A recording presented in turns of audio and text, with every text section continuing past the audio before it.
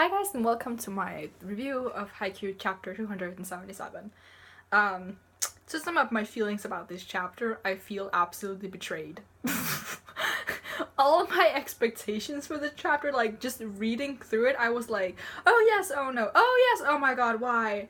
So yeah, I feel betrayed. The betrayal especially came through with the Tsuki thing. God damn, I was like, I was just betrayed by that. The build up to like Tsuki being, yes, I foresaw this might happen, and then he didn't get to block it because of whatever, which annoyed me so much because I'm like on a panel right now. Let's just go up here. We don't get to see the trajectory of the ball. So was Tsuki's block too low, or was it like, did it go like on this? We can't see because we don't have the that we usually have, and I think that's like on purpose, so we don't get to see if, because if it's because Tsuki's block is too low, right?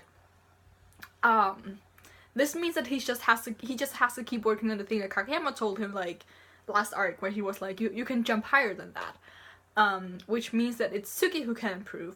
But if it's because the block went like on the side of him, which I don't see how the fuck was possible, but I guess weird spiking technique might make that a possibility, then it's because of the spiker who's just way too good. I could see both options, because either way Tsuki would have been annoyed just because he didn't get to block it, because he foresaw that that's where the spike would go as the only one as well.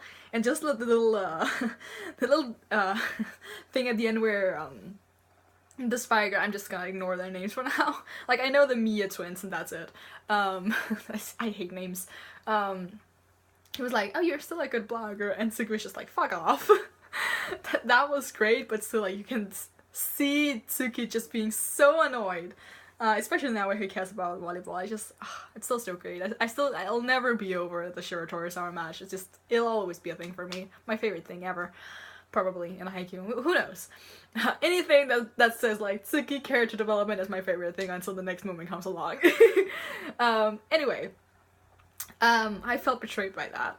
I also felt betrayed when the two instances we see in this chapter when Nishinoya fails the block. The first time not as much, just because it seemed like he was gonna do it and then just like fell to the ground anyway. But the second time in this chapter, and the third time overall, where he receives it and then immediately goes, god damn, that was a bad receive. I was just like, but and of course that makes sense. Well, he can't just like do some push-ups and then be perfectly fine and just have determination save his ass. Like, obviously that's not how it works, and he needs to perfect the overhand receive, because that's his one weakness. But I still felt betrayed because I want the best for my babies. But yeah, that was just, but I really, my favorite moment though of the entire chapter was when Asahi had like that internal monologue of how it's always Nishinoya who cheers them on and who encourages other, and with Asahi especially, because Nishinoya has always been there for Asahi. He's always the one to like say to Asahi like, yeah, good going, and you can do better, and ooh, that was really great. Like, he gives it to Asahi when he makes mistakes, and he praises him when he does something good, right? And Asahi just has this, it's always been him who encourages me, but it's never been the other way around, because there was never any circumstance where it could be the other way around, because Nishinoya just always came through. He was always the one to encourage other people, and he was so good at what he did. We never needed to say, that's okay, it's okay if you fail, just try again, because he never failed, right? Even when you had the thing in the Shiratori time match, it was just like, okay, he's a lefty, we all have problems, but Nishinoya was like, 3. Give me 3 tries or 5 tries, whatever he said, and I'll have perfected this. And from that moment on, he never had problems with the serve. Like, there were still like, it was of course still harder, and he needed like more people to help him cover, but he never like did actual mistakes. Like he does in this match, where it's like, he should probably be doing this other thing, but he keeps going with the other underhand because that's what he's familiar with, and he's just like, he's probably just not comfortable with the other thing, because there's never been like people who was that proficient, or whatever the fuck the word is, for, in the jump floater. Which, I mean, hashtag foreshadowing when the other people in Karasuno were practicing jump floated serves against Nishinoya, like, holy crap. But yeah, I feel betrayed. I wanted Karasuno to do well, and they're like, what, 10 points behind of this? it's ridiculous. It really does seem like Inarisaki is gonna win this set. I still would really like for Karasuno to have like a crazy comeback and just win 2 sets in a row. It feels very unlikely at this point, but I don't see it as something completely like far-fetched, because I feel like if they were just gonna lose the set, it might happen a little quicker. Oh, English is escaping me at the moment. But yeah, I feel betrayed.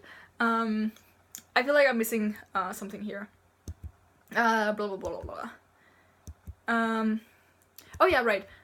So the twin effect about because Asahi, again with Asahi, he aimed his spike at Miya Atsume, because he was like, okay, I can't really do a good spike because the setup was so bad, so I'm just gonna aim it at their setter instead. And then the other twin apparently can also do setups, so I mean, yeah. It was nice to see that, but of course it just like, it's annoying.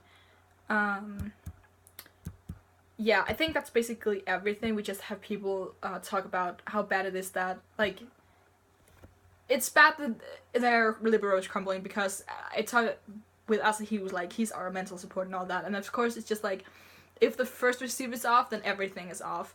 And if their one reliability is just no longer a reliability, then that's off as well. Like, it's so bad if Nishinoya crumbles. Which is why he needs to not crumble. I do not see this as an instance like with Kenma, where it's like the whole team is just gonna support Kenma, and he's gonna do his best and have his willpower show, even though he doesn't believe he has willpower, whatever the fuck. I think this is really an instance where we're just gonna see Nishinoya just show his genius, and have to make up for his mistakes, rather than have the whole team just help him stand. Because I feel like that he has more pride than that. He really wants to be the best at what he does. Like, he even said when we met him for the first time, like, he's not a libero because he's small. Even if he was 2 meters tall, he would be the libero. So yeah, I want to see like his pride come through here, and just like what determination and pride and just pure genius and skill, what that can make him do to cover up for the mistakes that he's gonna make, as long as you have a jump full looter coming towards him. Because with all the others, he can take that. But also I want to see what this is gonna do to his confidence, because he's never been in this situation before. Not really. Like, the Dadako thing was different, because that wasn't like really his fault, and the thing he's done with that is that he got really good at block follow, which was the one thing that he struggled with that much, so he got good at that. But yeah, I'm interested in seeing where Nishinoya is gonna go from here, and also Tsuki, because he had that really, like, every time Tsuki gets annoyed, he usually gets someone back by being sassy or whatever. So I'm interested in seeing where that's gonna go. But this match has been really, really good for a lot of characters. Again, I thought it was gonna be Tanaka centered, and he's only had like 2 chapters. So I'm super interested in seeing where this is going, especially if we're leading up to the next match next time. Then it makes sense to have a lot of character centered stuff in this arc, which means that it might be prolonged a little bit from my original prediction of it being over in like 2 months or whatever I said. But we're gonna see where this leads us. Either way, I'm definitely super excited if we're gonna see more of both Nishinoya and Tsuki, because they're both in my top 3 favorite characters. Obviously, Tsuki is my favorite character, but Nishinoya is up there as well. So I'm gonna stop talking now, keep this under 10 minutes, so you can leave a comment about what you think of this chapter, and what you think of the Nishinoya and Tsuki and Asahi thing, I guess. And you can subscribe if you want to see more, and until next time, bye.